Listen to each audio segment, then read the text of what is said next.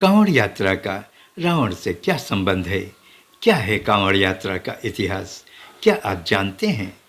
हर साल श्रावण के पवित्र महीने में लाखों कांवड़िए गंगा जल लेकर शिव मंदिर की ओर निकल पड़ते हैं। लाखों कांवड़िए गेरुआ वस्त्र पहनकर कंधों पर बांस के डंडे पर गंगा जल से भरे बर्तनों को लादे जब ढोल नगाड़े बजाते हुए निकलते हैं तो पूरा वातावरण शिवमय हो जाता है। नंगे पैर चलते हुए ये कांवड़िए कभी कभी तो सैकड़ों किलोमीटर पैदल चलकर अपनी मंजिल पर पहुंचते हैं।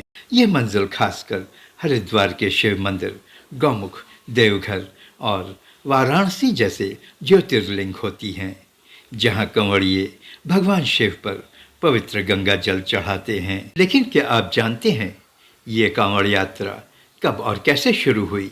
आपको जानकर आश्चर्य होगा कि इस कांवड़ यात्रा की परंपरा की गहरी और पौराणिक जड़ें हैं और इसका संबंध 10 सिरों वाले भयानक लंका के राजा रावण से है, जो भगवान शिव के परम भक्त रहे हैं। पौराणिक कथाओं के अनुसार एक बार श्रावण के महीने में रावण के दिमाग में शिव भगवान को प्रसन्न करने की सोचा और उसने भगवान शिव को खुश करने के लिए घोर तपस्या की।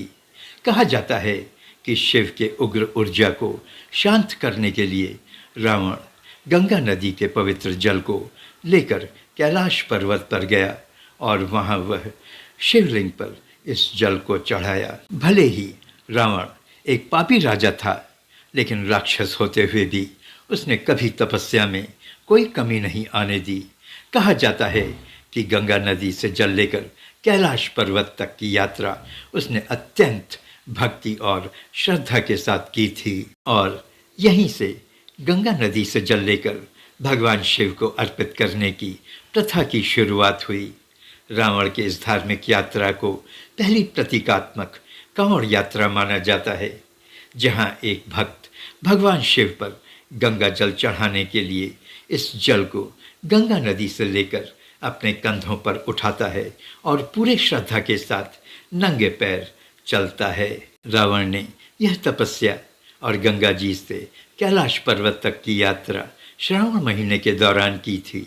इसलिए आज का शिव भक्त श्रावण के दौरान ही शिवलिंग पर गंगा जल चढ़ाने की प्रथा को मान्यता आ रहा है। दूसरी कथा में यह बताया गया है कि एक बार अहंकारी रावण तैश में आकर कैलाश पर्वत को उठाने की कोशिश करने लगा। भगवान शिव रावण के इस कृत्य से काफ़ी नाराज़ हो गए। अपनी गलती का एहसास होने पर रावण ने भगवान शिव को शांत करने के लिए उन पर गंगा जल चढ़ाने की सोचा।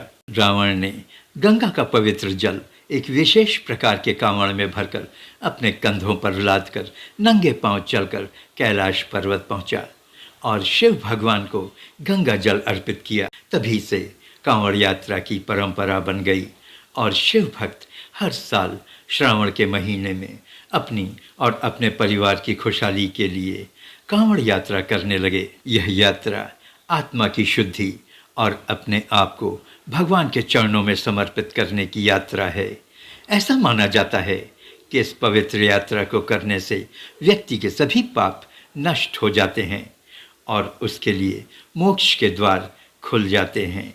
उनके ऊपर भगवान शिव की कृपा होती है, जीवन में सुख, शांति और समृद्धि आती है। रावण एक राक्षस था जो बुराई का प्रतीक माना जाता है।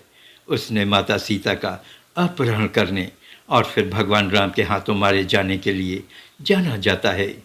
लेकिन शिव भगवान के प्रति उसकी श्रद्धा और भक्ति की वजह से रावण को पूजने वाले भी बहुत से लोग हैं। अपने अहंकार और दोषों के बावजूद रावण ने दुनिया को तपस्या और ईश्वर के प्रति श्रद्धा की राह दिखाया। कांवड़ यात्रा इस सत्य को रेखांकित करता है। आप नमस्ते हिंदुस्तान देख रहे हैं। प्लीज़ लाइक, शेयर और सब्सक्राइब करें।